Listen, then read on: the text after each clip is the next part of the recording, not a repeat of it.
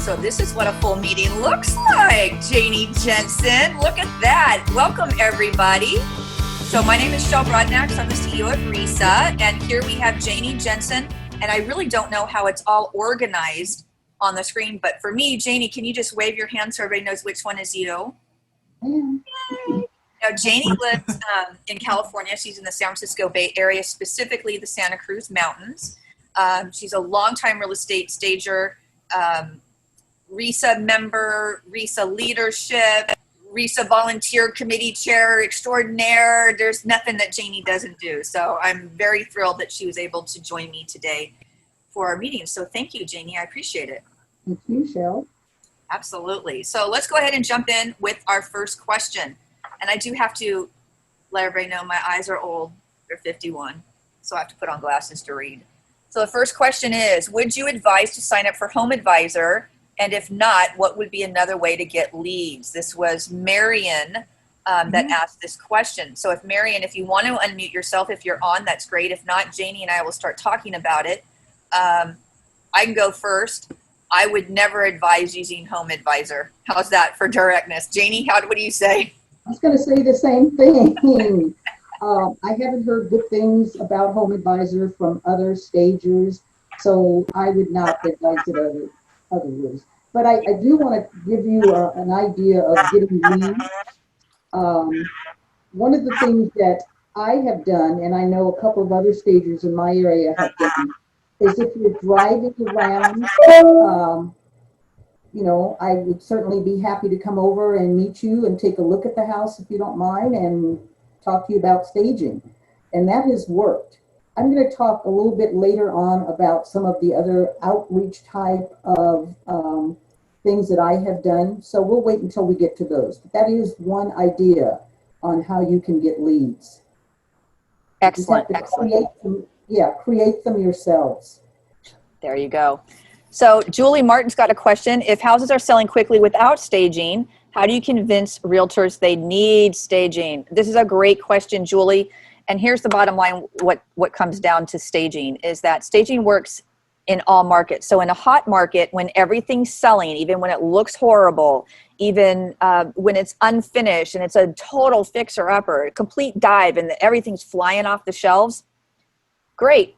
That's awesome, but you're leaving money on the table unless you stage. So if you stage in a market like that, you're likely to get multiple offers and more likely to get bidding war, so you can get over list price. And then on the flip side, when it's a slow market and nothing's really selling, then a staged house is going to get all the attention and it's going to get more foot traffic. So it's going to sell faster while the others sit. Janie, what's your opinion on that?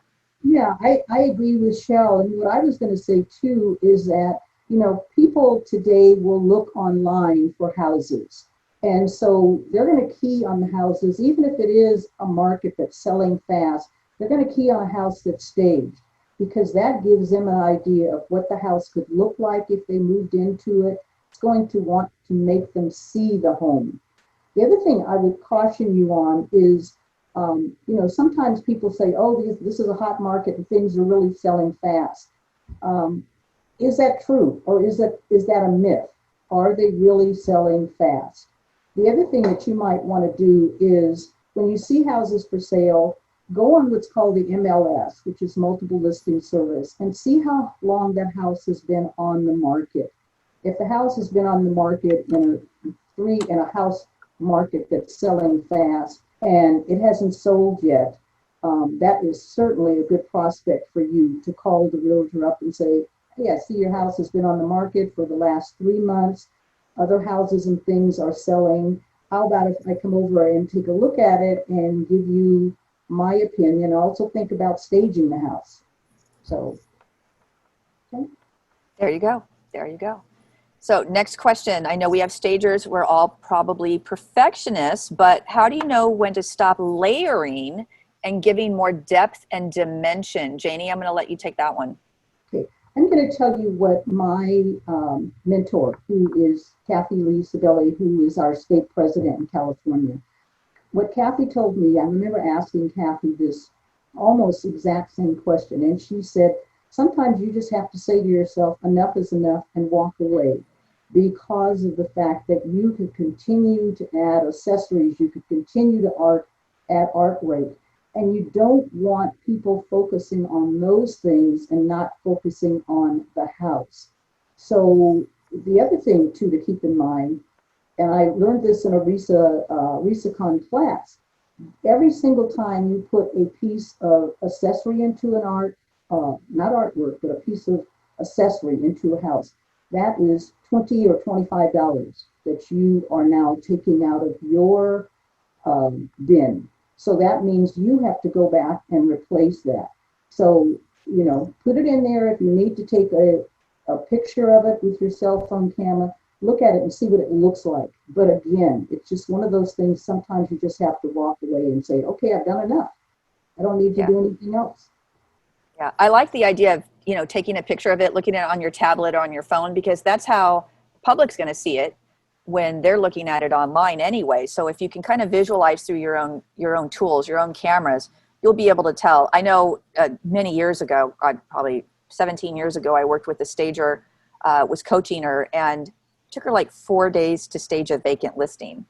And that's because she kept just, second guessing herself. It's like she had the plan in her mind when she pulled the furniture. She knew where she wanted to put everything. And then once she got it into the home, it was like what was going to go in one spot. Now I'm going to move it over here. Now I'm going to try it over there. Now I'm going to do this. And ultimately, she ended up saying that it all kind of went back to the original plan in the first place. I felt so bad for her, but she'll never do that again. So have your plan, execute your plan, and then don't be afraid to walk away. I think that's awesome advice. Okay, so Maria Severino is asking how to get agents. Okay. So I think what she means is, how do you get clients that happen to be real estate agents? There's so many ways to be able to get agents. So one thing that I want to caution everybody on is that you really only need a handful of good clients. You don't need 50 different agents. If you're doing 50 agents, a lot of those are probably, unless you're a really big company, are probably only giving you onesies and twosies. And you want to get, a good 5 to 10 clients that are giving you hand over fist, just the ones that are buying into you, that you really want to work with as a team. So for me, I'm about networking volunteerism. I'm about getting out there, mixing, mingling, become one of them, infiltrate on their level. So that means getting yourself involved in a RESA chapter, number one. Number two, getting involved with the local association of realtors. Go to their events when they have a marketing meeting, a breakfast, a wine stroll, a crab feed, a fashion show, their monthly or weekly marketing meetings. You go and you just become a staple. Just keep showing up. And eventually you become one of them. And you don't want to go and you don't want to shove yourselves down their throats. Hey, I'm a stager. Can I get 2 minutes? Can I buy you a coffee? Can I buy you a donut? Can I take you to lunch? They don't care. They don't care. They don't want to do any of that. They get hit up from every single profession in the real estate industry. So instead of being so much on the offense of trying to get them, just kick back and be one of them and just walk in like you don't have a care in the world. Don't be concerned about handing out 50 business cards. Be concerned about collecting 5 really good ones and have good, meaningful conversations with those people where you connect with them on a human level, not necessarily on a business level. And that way, if you're sitting at a breakfast and the person next to you is talking about how, they've been looking to get into shape and, they just ate this peach cobbler after the lunch or whatever, and, I need to start exercising. I would be going home and I would be looking up famous award-winning peach cobblers if they said they loved it, and exercise machines or a treadmill or whatever it was that they were saying they happened to be looking for. And I'd send them a little note. Hey, I found this on Craigslist. You were talking about needing a treadmill. Just found this for you. Leave it at that. Just be helpful. Just be friendly. Just become one of them. And slowly over time, people are going to know who you are and what you're doing. And then one agent's going to say to another one, I've got this real listing. It's a real problem. It just looks horrible. I don't know what to do. I don't think my homeowners can afford much. And someone's going to say, you know what? Lily, she comes to our meetings all the time. Go over there. She's at Stager. And you'll start to infiltrate and network on that particular level. So I also recommend getting involved. The one thing I'll warn you about getting involved in leadership positions, especially if you take on any type of a leadership position like within Women's Council or in a local association, is that you need to bring your A game. They're testing you. They're watching their affiliates very closely. So when I say get involved, it could be something as simple as if they're doing a fashion show once a year, volunteer to do the staging for the set, for the runway. You can bring your own furniture in, your own plants, make it beautiful, or get involved in something that has to do with hospitality, because that's when you're meeting everybody. So that's how I recommend infiltrating agents, but there's tons of ways to do it. Janie, what do you say? Yeah, I was going to say, Shell, you just taken my thunder, but that's okay. I I started out like every other new stager going to open houses. After a year, I figured out Yeah. that did not work. I didn't get anything, okay, because usually those houses were already staged. So they Yep. weren't to just leave their stager and pick me up. So again, I talked to my mentor, and she was the one who suggested join your local real estate association.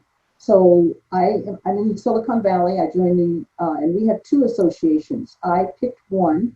I joined the Santa Clara County Association of Realtors, and I initially just started going to the meetings. And like Shell said, real estate agents have so many things. I mean, a new office will open up and they'll invite everybody. So that's an opportunity for you to go. They'll have holiday parties. They'll invite, the whole bit. Everybody can go. I would do that. And I met so many agents just by doing that. I then joined our affiliate committee for our association. And being on the affiliate committee, we give a monthly seminar. It's called Brunch and Learn. What I would do is, and they like to have those Brunch and Learn seminars advertised. So what I would do is, I belong to two marketing groups, Monday morning marketing group, Wednesday morning marketing group. And they always ask for people if you have any announcements at the beginning of the meeting. I Yep. would get up and I'd say, yes, I'm Janie Jensen, owner of Always the Best Home Staging. I'm a member of the affiliate committee, and we are putting on this month's Brunch and Learn. We're going to have such and such attorneys that are going to be presenting. I never sold my services, but again, I was out there. They knew who I was. And this really is how I got all of the agents that I ended up working with. And those agents would refer me to somebody else. I ended up doing presentations because of that. Last month, myself and two other RESA board members, we actually gave an hour and a half presentation on how to work with a stager. And that was done again through the association, Santa Clara County Association. After that particular meeting, I got a call from a realtor who said, I think I have a house that I'd like you to take a look at. So I'm working with him now on putting together a proposal. But that's the way to get yourself out there in front of agents. Don't try and sell yourself like Shell said. Don't tell them you want to take them to coffee, because they don't want to go to coffee. They don't have time to go to coffee. They don't have time to go to lunch. And I don't want to go to lunch with somebody I don't know, so they don't either. So that to me has worked great. Awesome.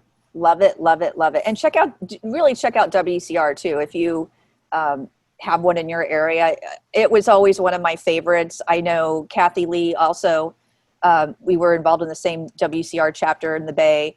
I also went to CCRIM in the Walnut Creek area where Kathy lives, and we would go to that marketing meeting back in the day when I lived in the East Bay. They're so valuable. I mean, RESA, and just so everybody knows, RESA was founded on the concept of Women's Council, how they're structured, what it was that they offered, what I envisioned for chapter meetings. So check out a WCR meeting if you have not already. You will love it. So here's one for you, Janie. What would you have done differently if you could have started your staging business all over again? Lisa Chappell wants to know. Okay, I think what I would have done is I would have invested in a better website. Yes. And I know that RESA right now has some. I think we're still having websites, Shell, that there is somebody that's able to put them together for RESA members. I don't know. We actually just discontinued it, and I'll be looking for somebody new. Okay. But I would invest in a better website with and use more professional pictures. I have since changed and upgraded and put on more professional pictures and things, but that's what I would have done, because that really tells people who you are. in my area, everyone is used to looking at a website for whatever, and they want to see what's on your website, what does it look like. So that's what I would have done differently. Yeah, I agree. And I'll tell you, I mean, I've coached thousands of stagers over the last 18 years. And the number one thing that stagers tell me when I have my first initial call with people is that, yeah, I started a website, I just did my own thing at first, and I'll invest in a better one in about a year when I'm making some money. And I'm just like, no, no, this is why you now have got a year, 365 days of other people looking at your website going, ew, no. And now you've got to convince all those people to look at it again and give you a second look. So it's your calling card. This is one of the most important things that you should be able to do for your business, because when people come up and look at your website and it's not super professional and it looks very DIY, people can tell. But what's really fascinating to me is the number of people that look at their websites and think it's amazing and they're stagers. And it's sometimes you're like, let's look at some visual concepts here.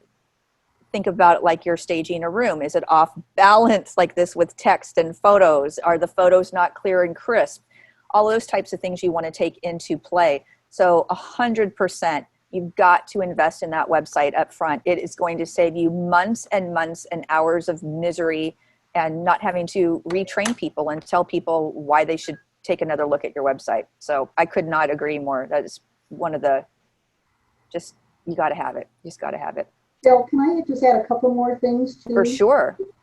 For new stagers, I think that, you have to realize that you're actually running a business. And if you've never run a business before, you need to go to school and get some training. That might mean that you might want to take a business class in the evenings at your local community college, or you might want to take something to adult ed, because of the fact that you need to know how to budget. You need to know how to create a business plan. You need to know where your money's coming from and where it's going to be spent. And if you haven't ever run a business before, you need to have that done. The other thing I was going to really encourage people is, if you have not yet taken a staging course, and RESA has several, they don't put on the courses, but there are several people that are trainers that put on courses. They're on RESA's website. You definitely need to take a staging course, because it teaches you not only how to stage, but also how to actually start to run a business, how to get involved. So don't just go out there and hang up your shingles and say, okay, now I'm a stager. You could fall flat on your face. Yeah, absolutely. So what did you do in the beginning to get photos? So that's another thing with people with their websites, that they say, oh, I don't have the best photos out there. And I actually see newbies putting iPhone photos on their website. And it's like, wait a minute there, newbie. Let's think about this. So you're wanting somebody to pay you money to stage their properties so they can sell quicker and sell for more money, and you don't even invest in professional photography in your own website. So it's kind of like, why would they trust or believe you if you don't have great photos? So how did you get your photos from the beginning? I actually, and it's so funny that you mentioned this, Shell, because I had my own camera and I took some photos, and then I called Shell up one day and said, I need some help. And Shell said, well, let me look at your photos. And she goes, I can see you took them with a camera, and it was a good camera, but it doesn't have the right lighting. And it never occurred to me that a professional photographer uses different kinds of lighting. So I was in a calligraphy class at the time. There was a guy in the class who was a photographer, and I just had him do some photos for me. And it's worth it. And I want to add one thing about photos. This is really, really important. And this sometimes will get people in trouble. When you stage a home and the real estate agent tells you, yes, you have my permission to use those photos, the photos do not belong to the real estate agent. They belong to the photographer. Yes. That is really important. So you need to call that photographer up and say, I'm such and such, I just staged a house. I would like to, there's a couple of photographs that I would like to use on my website. Can I buy them? Right. And some of the photographers will say, oh, no problem at all. How many did you want? And they'll send you, 4 photos. I just contacted a guy, same thing. And I said, I have about 3 photos. How much would you charge me? And he said, $20. Hey, no problem. And then later on, he even sent me an email and said, the ones that the real estate agent used, she had her choice of using, I'm going to send you all of them. Tell me which ones you would like. Oh, there you So, go. yeah, it was. So it's really, really important that you find out and get permission from that photographer without putting them Absolutely. on your website. Absolutely. So I know along with the photography copyright, a lot of new stagers that I coach say, well, I have it in my contract that, that the agent has to give me the photos. And I'm like, well, you can have that in your contract all you want, but that's not legal. So it's 100% copyright law. It's, it's not individualized. You always have to go to the owner of the photograph, which is always the photographer. So now in those situations where you don't have a house to stage, you haven't gotten a job yet, stage your own home, stage your mother's home, stage your neighbor's home, stage your sister's home, your best friend's home. Do one room in one of their homes and then get really great photos of that particular room. So it's easy to do that. And the other thing to remember too, when you're just starting out, you don't have to have 1,000 photos to put on your website when you're first starting out. You don't even have to have a full portfolio of photos when you're first starting out. What you do is you take great photos of the couple examples that you have and you just place them strategically through your website. So on your services page, you might have the great photo of a room that you staged at your mom's house. I don't care whose it is, just great, beautiful photo. And then you have your services listed. So you just kind of sprinkle them through your website. You don't have to have, 20 or more or anything like that in an actual portfolio. Then as you start to build and you start to get more stagings and you get more photos, then you can start your portfolio. But you can absolutely have a gorgeous, gorgeous website without even having a portfolio. And it looks like Felicia is posting some links here in the chat box. So there's some, if anybody did the RESACon this year, Hayden Yates gave a great class on photography, and that would be part of your RESACon. You can still circle back, and if you didn't, then you can purchase this. So it's great that she's posting that. Thanks, Felicia. Yep, and she's giving advice the same thing. Felicia was saying stage areas in your own home and take pictures. It's a great place to start. So how about systems? So as a new stager, what do you think are the most important systems to have? I'm going to put my glasses on because I had this question beforehand and I thought about it. You need to develop some type of system that is going to help you keep track of your inventory. And you can start with something simple as having an Excel spreadsheet. You want to know what inventory you have, how much you spent for that, where you bought it, because if you ever get audited by the IRS, they're going to want to make sure that you're not buying stuff for your house. And what I always do is when I buy something, I keep the receipt and I put on that receipt where I was using the inventory. Now I'm going to use that inventory over and over, obviously. But if I bought pillows for, a house that I'm staging next week, I'm going to put the address so that there is no question from the IRS about where that inventory went. I know that later on, some other stagers have invested in what's called Stage Force, which was, if I remember correctly, this was a product that was developed by an actual stager.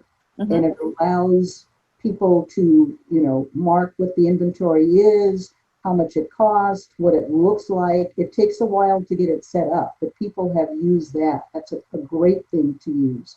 The next thing you need for as far as the systems is you need some type of accounting system like Quicken or QuickBooks, because you need to know, and this will help you immensely at the end of the year when you're doing your taxes. So you need to know, what was a business expense, how much it was, where did it go, so that you can give that information to your CPA. You need to have business insurance. That's actually another system. Think of it as a system.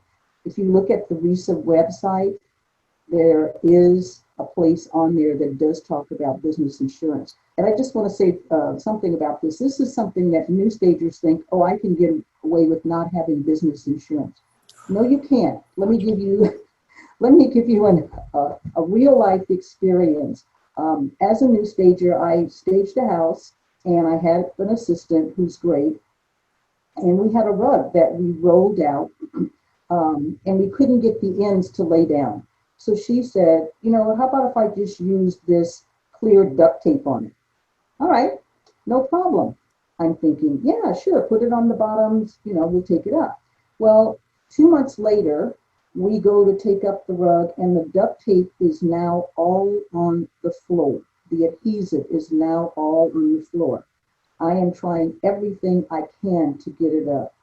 The agent walked in the night before. We had to have the stuff out of the house because the new owner was coming the next day to take a look and a walkthrough. And he's a friend of mine. He's a neighbor of mine. And he looked at this and he said, Janie, I hope you have liability insurance in case that doesn't come up. And it shocked me. And I said, I do, Terry, I do. I was never so happy. I've never, ever questioned again why I need to have insurance. It's absolutely, I can't express it enough way. It's like having car insurance. You wouldn't drive a car if you didn't have insurance. Do not stage if you do not have insurance.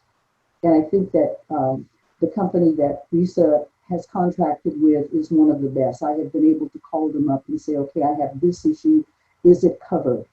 And I just did that, in fact, a couple of days ago. So let's see here. What else did I say? Oh, develop a system that you know where your property is. In other words, what day you put it in a home, what the location is, and when it's supposed to come out of that home.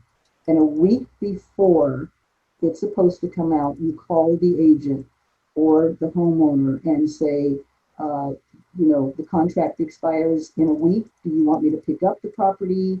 And if they say, no, you don't, okay, not a problem leaving it there, but just be aware of the fact that this is how much it's costing per day to leave it there. The other thing that you can do is most people have access to Redfin. I don't know if that's just a California thing. I don't think it is. I think Redfin. It's pretty much nationwide now. It might not be in a few states, and I don't think it's in Canada. Okay. Redfin is a real estate company, and it allows you, when you go on there and you can look at pictures of homes that are for sale. I always go on Redfin, and when I stage a home and I go in there, give it a few days to get on Redfin, what I do is I go in and I mark that as a favorite, because Redfin will then tell you when there is a change in the property. So in other words, it'll say sale is pending. You know, if a sale is pending, you definitely better call that realtor and find out, okay, when am I going to be taking the property out? Because you don't want them calling you 2 days or the day before and saying, okay, the house has been sold, escrow closes tomorrow, you need to get your stuff out tomorrow. Another thing that I didn't realize when I was new is that if something is in the home when escrow closes, the new owners now get to take possession. You don't want to lose your furnishings and things because you didn't get it out in time.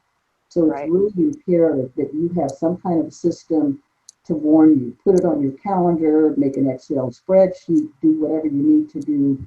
Don't expect the realtor to call you because they have so much stuff going on when they're trying to close a property and they're working with, you know, could be working with a loan agent, could be working with the escrow company, could be working with a lot of things.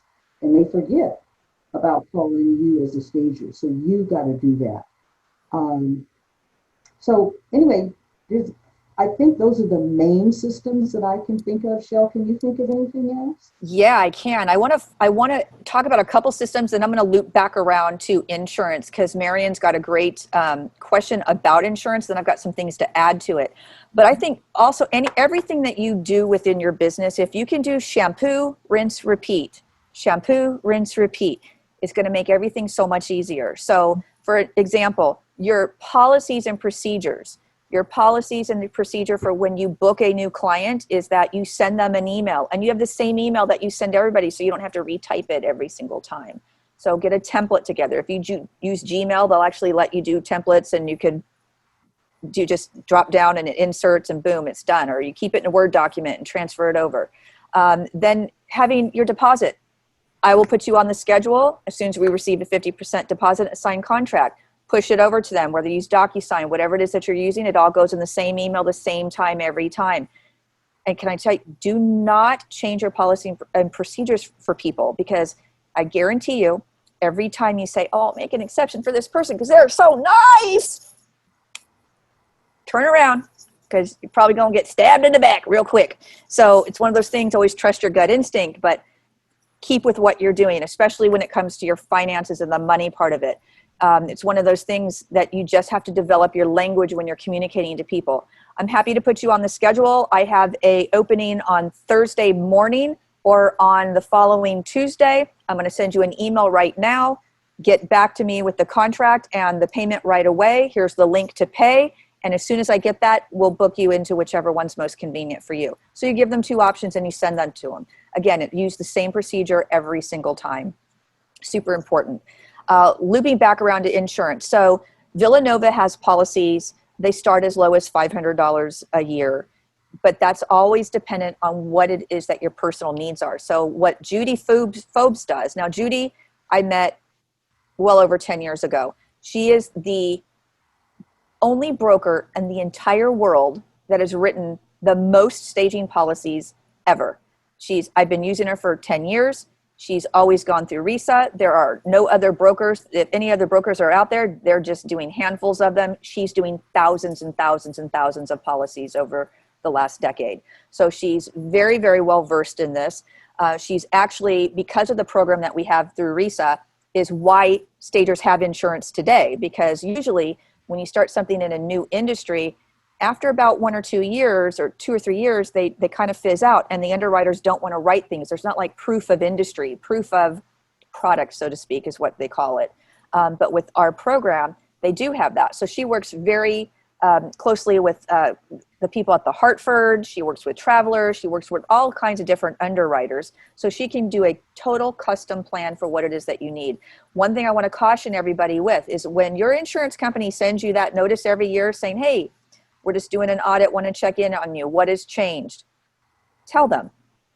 Because when you don't, and you live in places like California, and it burns down, and all your stuff is destroyed in a fire, and you go to them, and she pulls your policy and says, well, you only have $15,000 worth of coverage, and you have $100,000 worth of inventory that just burnt to the ground or has so much smoke damage, it needs to be replaced. You're not going to be covered. So this is a true story. It happens all the time. So always, always update your policy with your insurance broker. I know a lot of people don't want to do it because they think, oh, they're just going to raise my rates a little bit. Well, it's probably just going to be a little bit. It's probably not going to be a ton. So definitely do that. But Judy will absolutely help you out with these things. One other thing I want everybody to know about insurance, your liability insurance, while the policies through Judy will likely cover your inventory while it's in a staging project. If something goes wrong, there's a fire, there's a flood, there's vandalism, it's stolen, I want you to ask yourself this question. Why should your insurance company have to take the hit when the inventory is out of your care, custody, and control? You had no control over any of the situation. Even if you have in your contract that the homeowner is responsible for any damage, loss, anything along those lines, a lot of times a homeowner will say, well, I have homeowner's insurance, it'll cover it. Really? I don't think it will, because typically an insurance policy will not cover your contents of a home if it's been vacant for more than 30 to 60 days. It doesn't cover that anymore. In addition, most homeowners policies aren't going to cover the contents that's inside the home if it's not owned by the homeowner. So you kind of got a double whammy. So the way to handle that with your clients when you're having them sign all your paperwork is that when it gets to the part about the insurance and that they're responsible, if they come back and say, hey, my insurance will cover it, say, great, no problem. All you need to do is have me added on as an additional rider for X amount of dollars, and you tell them full replacement value. And I would even tap on more for, because you're going to have to go out and source it again. If they give you back a rider and say that you're covered, great, there's not a problem. But if they don't, and they don't want to sign the contract, what you can do is you can do staging risk management. This is a policy that I helped put together. I tried to get this policy written for about 15 years. And finally, 2 years ago, we did it. And what this is it's insurance to cover your inventory while it's in that staging project. So if there is something that happens, you don't have to take the hit. In addition, your homeowner doesn't have to take the hit. But what you do is you position it kind of like a damage waiver. You don't call it that in your contract, but they either accept the policy or they don't. And if they don't accept the policy, they're responsible for it. So it's just an additional fee. The highest fee is like $300 and it covers up to $30,000 worth of inventory. And then it graduates down $250 for $20,000, I think $180 for up to $10,000. So it's per project. So every single project you present, when it comes to the insurance, if the homeowner doesn't want to be responsible and they don't want to put you on a rider, then you line item that policy for the amount and they just pay that amount to you. You go to their website and you get the insurance. It happens all the time. We hear stories in places. There was a rash of stealing staging inventory up in the Seattle area last year. I know stagers that have lost $18,000, $20,000, $30,000 worth of furniture overnight. They pull up a U-Haul, they empty it out and drive away. Some stagers can absorb and take a $20,000 loss. Most cannot. So it's really important to be protected. So check those things out. Felicia's put the link in the chat box as well. The other thing with Redfin, what I wanted to add to that is just for marketing purposes, Redfin is awesome because you can query Redfin and say, show me all the homes that have in this area that have been on the market, let's say more than 90 days. So then you can go through and you can look at those. And if you see some that you know you can help with your staging, let's just use vacant as an example, put together an amazing one-page flyer. It's got to look like it comes, like a magazine cover. And you want the words on the top to speak to that homeowner's pain. So if you've done your query for over 120 days, then have the verbiage be on the flyer. Has your home been on the market for more than 120 days with no offers? Call today. We can help you. We just staged this home in this neighborhood, and then put the claim to fame. And the claim to fame is it sold in X days for so much over list price, or maybe it just sold in 9 days. Whatever that statistic is, put on there. Put your photo, your logo, your contact information, handwrite it in an envelope and mail it to them, snail mail to the homeowner. You can also do the same things with agents. You can also do them in occupied. Keep track in a spreadsheet, and every 2 weeks, send them another one and keep track to see how many hits you have to get before somebody calls you. So that's a good way to be able to market to homeowners. Any questions from anybody so far? We've still got more questions to go through, but we can open it up. But if you have them in between, please be sure, just throw them in the chat box, or feel free to unmute yourself if anybody wants to come on and chat with us. We're happy to have you. Oh, here's a good question. I'm scared to leave my full-time job to do staging full-time. How do you make the shift into another career? This is from Kelly. Okay. My answer is do not leave your full-time job unless you happen to have a spouse or a mother or father who are going to support you, because you are not going to make any money that first year. And I know one great stager, absolutely great, and Shell may know who I'm talking about, but we had a joint meeting between my chapter and the East Bay chapter. And we talked to him about, how much he made and that type of thing.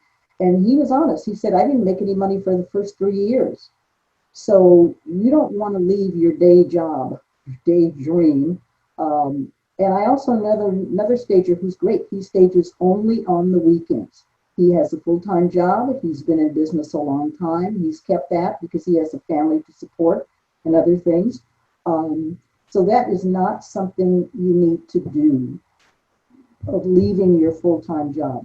You just have to figure out a way in which you're going to make it work. Maybe you're only going to stage at night after your job is over. Maybe you can only stage on the weekends, but don't leave your job. Yeah, it's a tough one, Kelly. I'm not going to lie. Anytime you're making any sort of transition, it's absolutely terrifying. But like Janie said, if you've got the support and you can kind of muddle through, then you're in a position to be able to leave a job and then give 100% dedication. But if you're not, start out by doing consultations first. Get those consults where you can do in the evening. Most people are working during the day anyway, and they want to be able to say, I wish somebody could just come over in the evening. but then you got to remember now you're working at night as well. So you got your day job during the day, and then maybe just schedule a couple nights during the week, but get yourself on a set schedule so it becomes a routine. I think that's the most important thing when you're taking on anything new, is to create a new habit by doing it. That way, it's just easier to be able to fulfill those particular commitments. Then over time, you can kind of add on. Then you can do some occupieds maybe on the weekends. Then you can pick up a vacant. But you can just kind of slowly do it. And then when you're right at that point where you think, I should jump, I don't know if I should jump, I should jump, if I don't know if I should jump. As long as you've got your data and you can run some financial projections, and if they're looking favorable, jump and go for it. That'll be, and you'll know when that time is. The other thing too I wanted to mention about that is that a lot of new stagers don't take this into consideration, but you are probably only going to be staging 10 months out of the year. People do not normally sell their house between that week before Thanksgiving up until February, because nobody's selling during the holidays. Nobody's looking during the holidays because they're doing other things. I have one realtor who told me that men, and I don't want to sound sexist here, but men do not want to go look at houses during January because that's when the playoffs are going on. And they are glued to the television and they want to, get ready for football. So there's about 2 months there where you're not going to be making any money unless you're doing holiday decoration, which is a totally different thing and it takes a while to get into it. But you need to keep that in mind.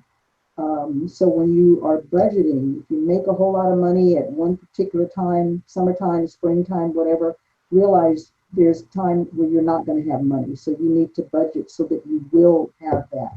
Yeah. And then, yeah, go ahead, Cheryl. I was going to say, and then also with that is have other services that you can offer, like the holiday decorating, or just redesign or design, decorating, whatever else that you can do. You can have those other filler services. So when staging is light, during the winter, that you can pick up the others. Mm-hmm. Mm-hmm. Yeah. Do you rent your inventory, Janie, or do you buy? No, I rent my inventory. I've rented from the same small family-owned business probably for the last 5 years. They're great. We'd love to work with them. There are several other stagers that are in RESA that rent from them. And they're really good because usually if they don't have something that you need, they are willing to get it. It's getting to the point, though, it's interesting because houses are staying on the market a little bit longer now. And so they're not turning over their inventory as fast as we normally like them to. So we have always have a backup. Tell everybody that now. If you either own your own inventory and you might need something special, have a backup, have another stager you can borrow something from or whatever. But we do have a backup, same thing, family-owned business. And I called him this morning and said, okay, I'm bidding on a large house. There's 3 of us that are bidding. I don't know if I'm going to get the contract or not, but do you have inventory and are you available? And his answer was yes. Because you don't want to turn down something because you don't have enough inventory. Yeah, that's for sure. So we had a question. Got more questions coming in. So Amanpreet is asking, when's the right time to buy your own furniture? Because they rent. So here's another thing is, think about what your business model is or what you want it to be. So making a transition over from renting to purchasing your inventory, it's not necessarily when is it just a good time, but it's do you want to change your business model? Because that is a very, very different business model. So here's I'm going to cover a few points about it. Number one, when you rent inventory, you could be, and I'm just going to use Court as an example, or any rental company. Let's say at the end of the year, you look at your P&L and you say, I've given ABC rental company $100,000 in leases this year. Well, if you owned your own inventory, that $100,000 would come to you. And then of course that $100,000 reimburses you for your purchase of the inventory. So if you're going to purchase inventory, you're going to want to buy wholesale, because if you can go to a Levitt's furniture store and you can buy a sofa for $2,500, but you can go to the market and you can get that same sofa for $700, that's kind of a no-brainer. However, when you buy that sofa, now you have to have a place to store the sofa. So then now you need a warehouse. So then what people will typically do is go out and get a warehouse. Well, actually, they'll actually go out and get a storage unit. And then things start to change, and you start to rapidly gain more steam and get more business. And now you're like, uh-oh, now I need a storage unit. So then they typically go out and get a 2,500 square feet warehouse. And then they move in, and then they go, I should have got 5. So bigger is one of those things like horse trailers. You go out and buy one horse trailer, you're like, I should have got the bigger one with the living quarters and the whole shebang. So really think about your growth progress. And really, is there a huge difference between a 5,000 square foot warehouse rent versus the 25? Weigh all that data, get all the information together, and make sure that if you're going to plan to continue to grow, that you get a warehouse that's going to be big enough to accommodate you for a while, because it's very costly to move. So then once you move into a warehouse, now you need shelving. And if you get a big warehouse, you might need some golf carts or something to, drive from one end to the other. But you're going to have everything organized. You're going to have to figure out your sales and use tax. You're going to figure out how to get to market and how to shop wholesale. So that's just a whole nother business model to be able to consider. But can definitely be done. It's just a matter of what kind of business do you want to run. That's my 2 cents on that. Right. And I was going to say, Shell, a lot of us stagers who don't have our own furniture and things like that, we certainly have all of our own artwork, all of our own decorative items, our own pillows. And again, that's something you have to figure out, where am I going to store all of this? If I have enough pillows to stage 20 houses, where do I put all this stuff? Because you also have a lot of other things. You have lamps, you have lampshades, you have all of these. Everything you add, you've got to figure out where you're going to store it. I know one of the stagers that I knew had at one time, she had 6 different storage sheds. So every time she got ready to go, and she had furniture, so every time she got ready to go stage at home, she had to go to 6 different furniture sheds. And she finally figured out, I need to get a warehouse. And like Shell said, then you need to take into consideration all of those other things that come with getting a warehouse. You're not going to be able to rent that month by month. You're going to have to sign a lease. So be aware of that.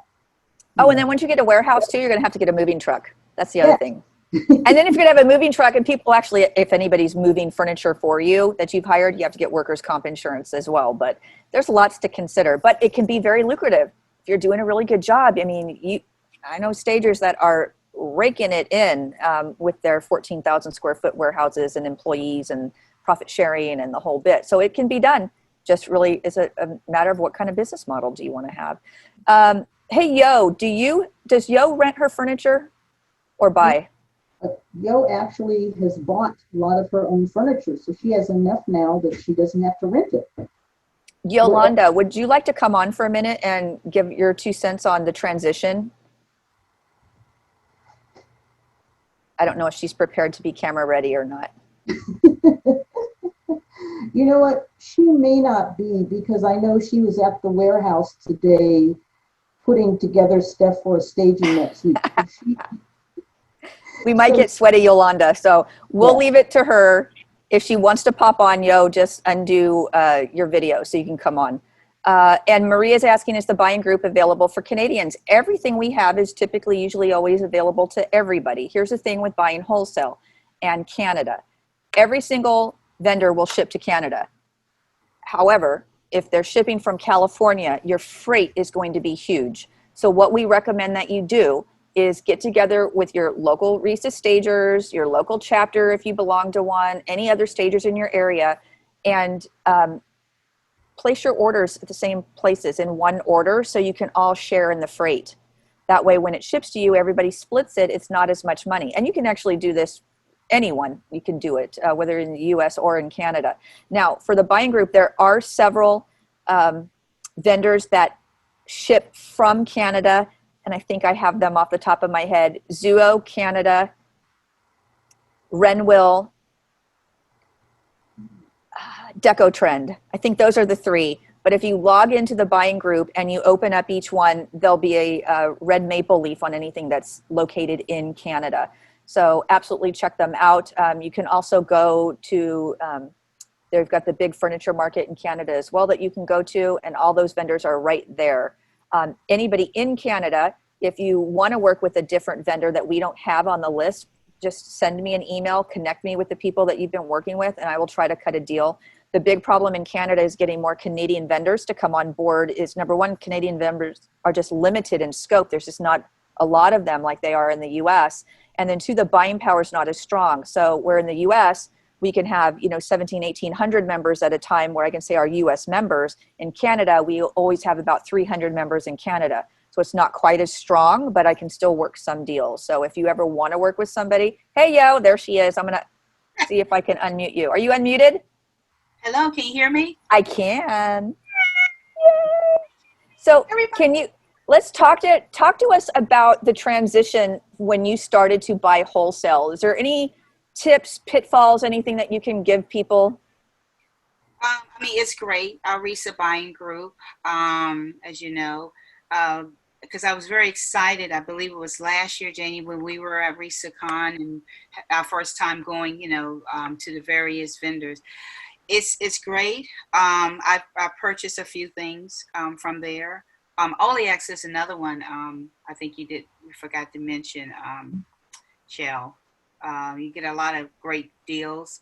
They have a lot of percentages, a lot of sales going on, especially now for the Labor Day coming up. So I would recommend definitely going wholesale. Yep. And do you have a warehouse now, or are you in a storage unit? Yes, I have a warehouse. Well, it's not my warehouse. Right. It's like a 15 square feet warehouse. I have the best of both worlds because I pay for the space. It's like I said, it's not a storage unit. Like, some stages they have their own unit. I pay for the space, so all my stuff is there. And I also have the movers. So they move, my furniture and accessories. And they just move it there, and I show up and put everything together. Awesome. It's great. Yeah.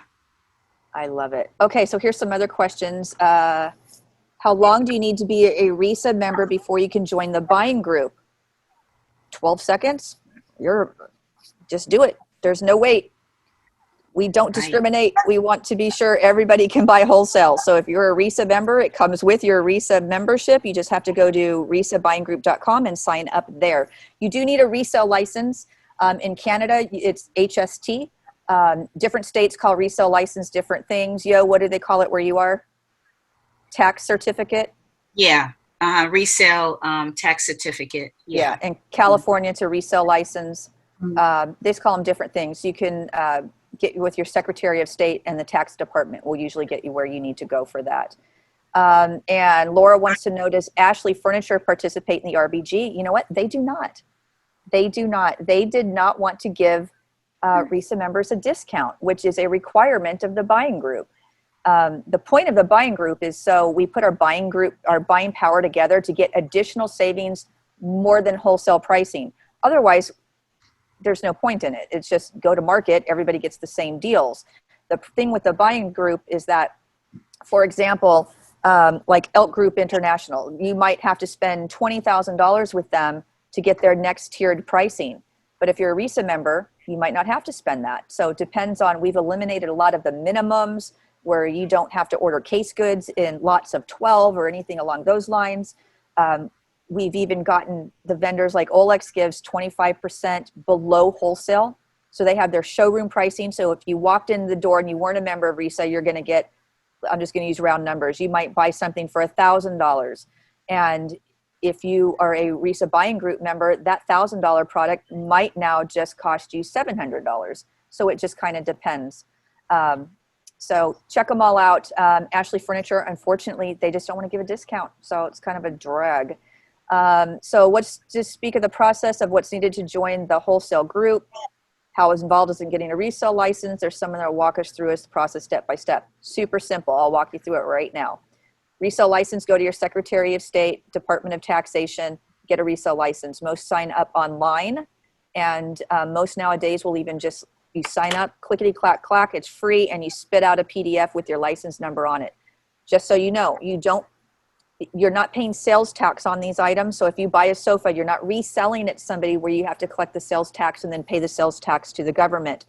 every quarter. What you're going to do is pay what's called a sales and usage tax. Your CPA or bookkeeper should be able to help you figure that out. Then you just go to the resabuyinggroup.com, clickety clack clack, sign up online. You log in instantly, and you just go to each vendor. You can click on each one of their logos, find out what their deals are. It'll tell you who the rep is, who you contact to set up an account, and start shopping. It's that simple. Yep, that's it. Do we offer sample contracts? We don't. However, I'm so excited about this program. This is a new program that we worked on this last year called RESA Sure, and it is with the Villanova Insurance Group. And so this is still a product with Judy Phobes. And what we've done is Villanova has attorneys on staff.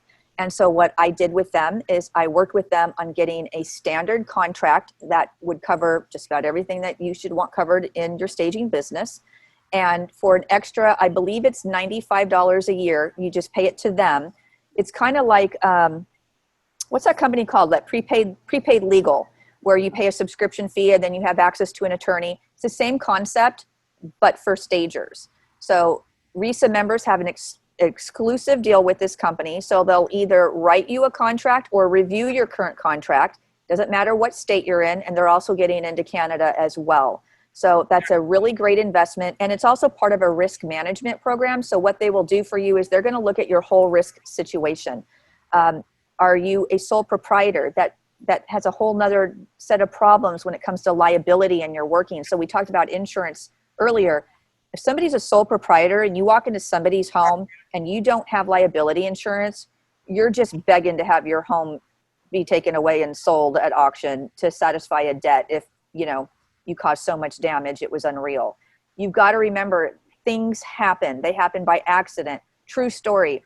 Stagers at a staging, moving a grand piano, shove it through a plate glass door. True story.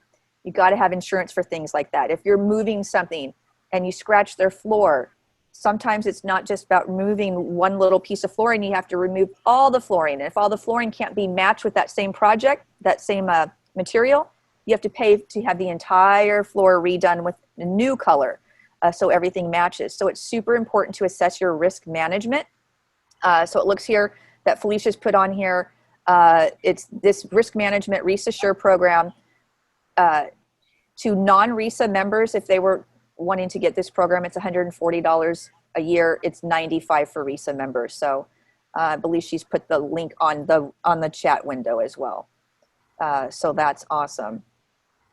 So now Betty's asking, once joining the RESA group to purchase wholesale, are there any other requirements to purchase? Are looking for high credit scores or prior tax returns to see the business income? Not that I'm aware of. Haven't heard anything like that. You're going to fill out a typical application. If you need payments like 30 days net or something like that, then sure, they're going to run credit reports on things like that. But if you pay as you go, there shouldn't be a credit issue for that. Oh boys, let's talk pricing. Right. Pricing. How do I price my services? How do you price your services? This is the most talked about subject ever, and there's never a right answer. So I'm just going to give you my short answer. It doesn't matter how you determine your price. So some people say percentage of square feet. Some people want to do it by the hour. Some people want to do it by the room. Some people set prices by pieces of furniture. None of that matters. How you get to the number. What matters is the number that you get to is to make sure that you have charged enough to pay all of your expenses plus enough profit for you to be able to be worth it to get out of bed that day and go do the job. So it's really simple. So I like things super simple. So for me, if I was going to price a job and I knew that and I'm just going to use round numbers for the example, so don't let them scare you. If I knew that all my expenses were $2,000, my moving, people I had to pay, the gas, the rental of the furniture, whatever it might be, $2,000 out the door, I know it has to be at least $2,000. Then on top of that fee, that's all your staging assistants, all their salaries, all that worked into that budget. Now, how much extra do you need to be in profit mode? If it's $1,000, you add on $1,000. If it really needs to be $2,000, you add on $2,000. If it's $1,500, add on $1,500. Just make it sure that you're covering all your expenses plus enough to be able to have profit. Janie, what do you think about pricing? What I did, it's almost the same, Shell, but I'm one of these people, I like to see it. So I developed an Excel spreadsheet. And on that Excel spreadsheet, and I do this for every job, I put how much it's going to cost the movers, what is the cost of the furniture, what is the cost of my assistant, what, if you have one, what is the cost of the accessories that I'm renting, because I rent my accessories to people when I'm staging a job. What is the cost of that? I add all of these together, and then I decide, okay, this is going to be, like Shell said, this is $2,000. I know that my profit, I want to make either $1,300 or $1,500 profit. And that sounds like a lot, but it's really not, because I went and I figured this out. And I'm just going to give you guys some real quick things. When you have a new job, you're probably going to shop, even though you say, oh, I don't have to shop. You'll probably spend 2 hours shopping. It's going to take you maybe 3 hours to pack. It's going to take you an hour to load your whatever, okay? And let's just say it's local, so you might have to drive for a half an hour. If it takes you 4 hours to stage, now I'm using I have a staging assistant, so we're really spending maybe 2 hours each, but total of 4 hours to stage, another 2.5 to destage, and again, got to drive back, so that's another half an hour, unload and unpack. I figured out that is 17 hours that you have actually put in to doing a home. And most people think, oh, I can do this in about 4 hours. Yeah, you probably can, but you figure out all of those other things. If I am making $1,500 for profit, I'm actually making $88 an hour. If I'm making $1,300 for profit, I'm making $77 an hour. And I might decide, that is not enough, because I have all of those other things that I have to spend. So therefore, then that you need to charge more. That's the easiest way to do it. The other thing you can do is, if you're in a RESA chapter, get together with your RESA members and ask them, how much do you charge? I'm a new stager. I don't know what to charge. Somebody wrote something this morning on one, and I just want to read this, see if I can get to it real quick. It said, when stagers are new, most of them will lowball. To then they're just happy to get a job. Pricing really has nothing to do with it. Be honest, how many of us can relate to this? This was on today's Facebook page for Staging Forward. One of the two things generally happen over time. They learn their value and they begin the journey of raising their fees. Okay? Or they continue to keep their prices low and they go out of business. So it's really, really important that you keep on top of what are you spending your money on. You not only have to have that job, but you have to realize that you have gas, you have your cell phone service, you have lots of other things, business supplies that you need to buy. So that is all coming out of your profit, and realize that. You don't want to be one of those people who've never charged enough and therefore they went out of business. Okay. Couldn't have said it better. Thank you. Exactly. Can I just say, Marion, your husband's being so patient. I've seen him come in twice, try to get attention from her, and she's like, don't get away from me. Let him know. Say, I'm making money, man. I'm trying to make us rich. It's all right. I'll be with you in a little bit. I just thought it was funny. Let me ask you, I'll say, here, Yo's asking the question for me. What the question was, what are your thoughts on exposure staging? Yo is asking to clarify what that is. I think, Betty, what you're asking is when somebody says, let me just stage for free, just I want the exposure, that type of a thing.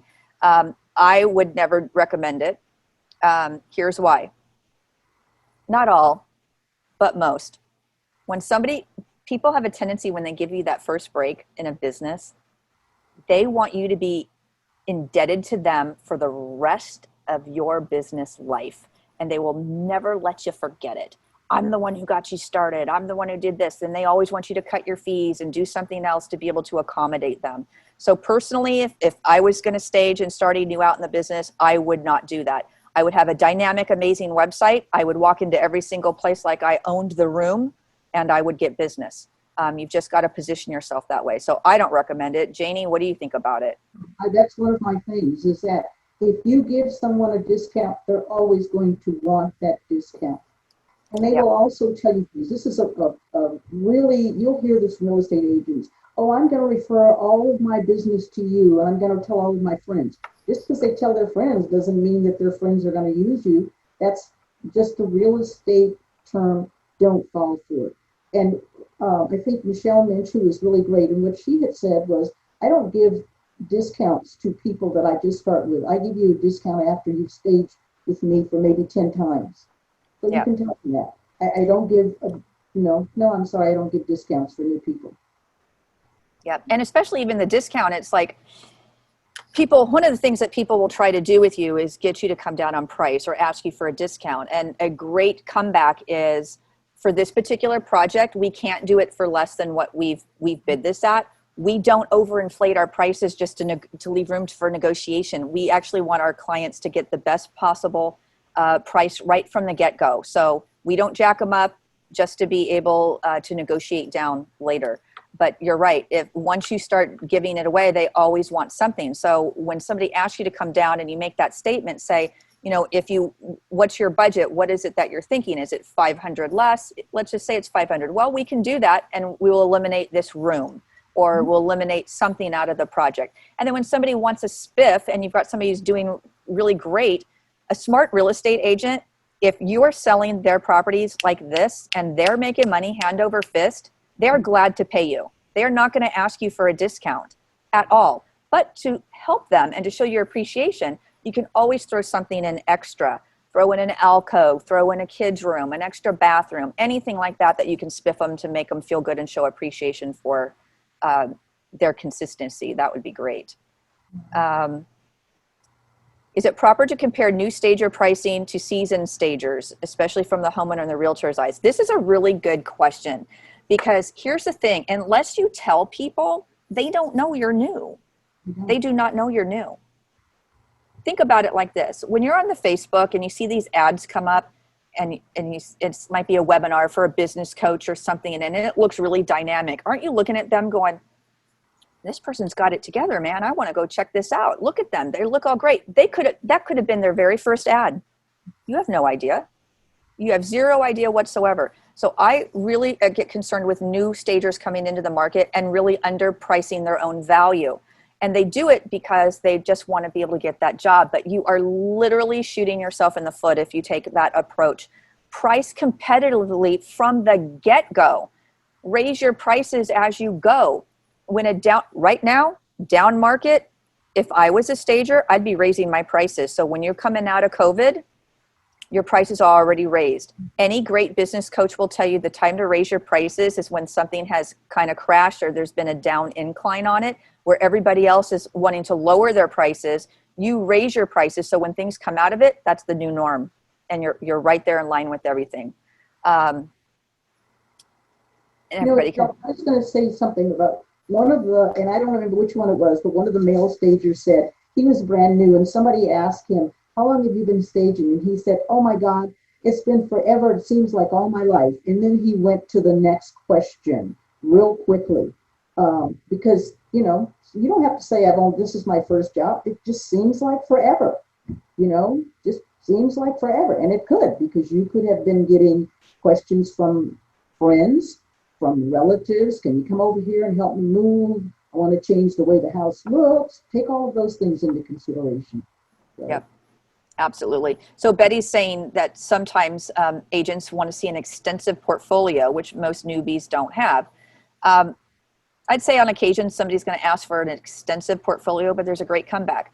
We actually choose not to put our proprietary information out on the website so other people can see it and duplicate it. So if you look on my website, we have very sprinkled photos of examples of our work, and this is the type of work that you can expect from us. Bam! Move on to the next one. Not a big deal. Just kind of answer it and move forward. And usually they're very much satisfied with the answer that you give them. So in this climate, Janie, are you doing e-design? Am I doing what? E-design or remote consultations? I am not doing either. I Me think neither. that I want to focus on what I enjoy doing, which is staging. I don't enjoy the design part of it, so no, I'm not. I've done one remote consultation, and it was interesting because the person kept jumping from one room to the next and saying, okay, what about here and what about there? So with the remote, I know that there is a class that, can't remember who was it, Shauna gave on remote consultations. And I don't know if she's still giving that or not, but if you are interested in doing remote consultations, my advice is to go through her webinar. I think it's one of the things that she may have done at RESACon, or I know it was on her website. I'm not sure. But Probably, and if Felicia's still on and she runs across it, she'll drop it in the box. I know I would have to ask you, Janie, are you willing to stay on for a few more minutes? We have about 4 more questions to get through, but we're over our time. okay, not a If you're problem. willing, cool. All right, we will keep it going. So actually, this question's directly for Janie. What responsibilities are required for a RESA chapter president? Are you prepared to talk about that? You know what? What I had looked up, the best answer to that is if you go on RESA's website, and it actually has all of, under leadership, the leadership guide has the responsibilities for each particular board member. And I think that's the place to, whomever asked that question. Good answer. Good answer. And you know what? I just saw an email last night. So watch your emails. Felicia says it's coming out soon. So I know the team was proofing those emails last night. So probably in the next week or so, that will actually come out because elections are coming up in Right. October. So if you're thinking about getting into leadership, which I highly recommend that everybody does, not only does it make you a stronger business person, but it's also going to get you more business because you're going to have more exposure. And I see Yo's shaking her head up and down. It's so true. It's so rewarding to be able to do it. So definitely check it out. I don't know many people that regret it. Here's a question: with many realtors getting their staging certificate, how is this impacting other stagers, businesses, and staging inventory? You know, I only see a couple pockets of different places, and they're usually one particular agent that might be doing it because their business model where they were able to go out and they have a huge warehouse and they charge very low, additional fee to be able to come in and do it. And they get reimbursed out of escrow. There's very few agents that do that and do it well. Most agents, and if there's any agents on here right now, I'm not talking about you because I know you're fabulous, but most agents that aren't on this call will think staging is a wingback chair, a throw, a book, a broke down ficus tree from the Michael's craft store, and they toss it in a corner and call it staged. That's what most people, even agents that get their certifications, come in, and then they put in a round table in a dining room area when it should have been a rectangle and it should have a area rug and it doesn't, and they just don't bring to the same table that a professional stager does. What I find, because I do business coaching and consultations with agents every single week that call me that say, I want to get my certification. And so I always ask them, can I speak freely and directly? And I promise I won't scare them. And then I talk to them. And then after I'm done, they're like, wow, this was enlightening. I had no idea. You're right. I didn't have any idea what a stager brought to the table. And no, I don't want a warehouse, and I don't want a moving truck, and I don't want workers' comp, and I don't want to have to hire staff. And it takes 72 hours sometimes to prep for a job. I had no idea. They all think you're all Samantha Stevens and run around and wiggle your nose and just stuff happens. So they just really don't know it all. So I really find that agent staging and stager staging are very different business models, and they very rarely kind of collide. So that's kind of my input on that. So let's talk about how do you get to the next level financially? This is from Jen Hill. That's a loaded question. And unfortunately, I don't think we can answer that one because we'd have to know where you are now and what you've done now in order to answer that question. But what I will tell you is if you have some specific coaching questions, I'm always happy for any RESA member to do a 30-minute career consultation with you. I'm on vacation. After I leave this webinar, I'm going to go feed horses, and then I won't be back for another week. So after that, if you want to give me a call at the office, I am happy to get into that question with you, Jen Hill, or anybody else that has something that I can help you with. Has anybody, oh, here's a good one. Have you considered offering virtual staging? I considered that for about 1 hour. And and the reason I considered it is because there was a point in California where real estate agents were not initially considered essential. And then when they became, and this was, because of COVID and things, when they did become essential, California Association of Realtors said that they could not have in-house staging. They could only do it virtually. So there were all these realtors trying to figure out, how do I do this virtually? I actually looked into it, and like I said, I looked into it for an hour. I talked to some other people, and they said, what you're doing is you are giving people false information. They see these pictures online, and then they get to the home, and there's nothing there. And they feel like they've been sold a bill of goods. So the other thing I actually looked at, because I had one agent who wanted virtual staging. So I looked at 3 different companies. One of the companies that I looked at, it was so bad. I mean, you could tell that the furniture didn't really fit into the room. Another one, it was like, and they charged like really low prices, like $35 a picture. You send them a picture of an empty room, and they put it in there for you. There was one that was better than the other ones, where you'd send them the picture of the room, and then they would give you a choice of about 4 different models, and they would, again, put it in the room for you. But, it was one of those things, and I told the one agent, I said, if you decide to go with these people, you have the responsibility of putting on the pictures that this has been done virtually. There is no furniture in the house, so that the people know that it's not there. He changed his mind because he felt the same way. So no, I have not done virtual staging. And like I said, I considered it for about an hour.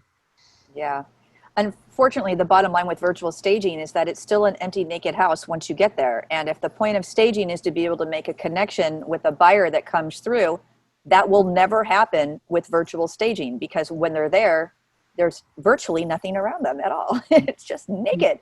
So they don't get that same connection. So I agree. If I was a stager, I would not be using it. I also have heard, at the beginning of COVID, so many stagers were really concerned. Oh my gosh, what's going to happen to us? Nothing's going to happen to you. Virtual staging has been around for years and years and years. Some are better than others, but the bottom line, it's never going to replace legitimate staging.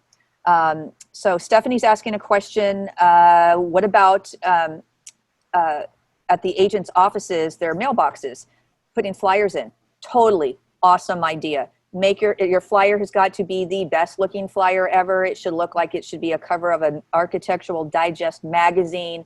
When you go in, you can speak to the receptionist. Most receptionists are not going to stuff the boxes for you. They're going to point and say, have at it, go over there. But when you come into an office, bring the receptionist a little something.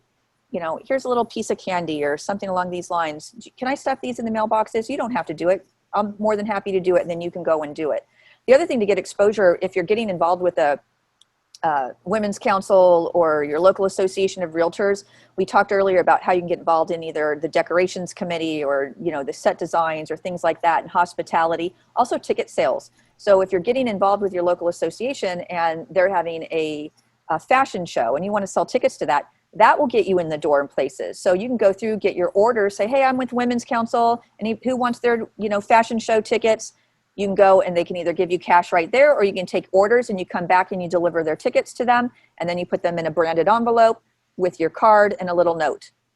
That's it. Nothing that I still don't want to take you to lunch. I'm not buying you coffee. None of that stuff. Just sell them the ticket, but put it in your branded materials, and that way you have some exposure on that as well. So that's about it with us. I thank you so much, Janie Jensen, for coming on and spending so much your evening. I appreciate it. Thank you. It's been enjoyable. This has been awesome. Good luck to all you new stagers out there. You'll do a great job. Yeah, absolutely. It's definitely a viable business. We've actually just released a new consumer's guide, updated consumer's guide to real estate staging. It's on the website under the resources menu, under publications. I think Felicia's putting a link. She's already put a link. It's a couple up. So use your scroll bar in the chat box to see it. And you can download that. We've got several different cover options you can choose from. It's got amazing information. It's actually a 6x9 publication, which looks great when it's online version. It's a digital version. And so what you can do is you can take that, you can download it into a PDF, and then you can save it as a link, and you can send it on to any of your clients. Looks like Yo's printed hers out.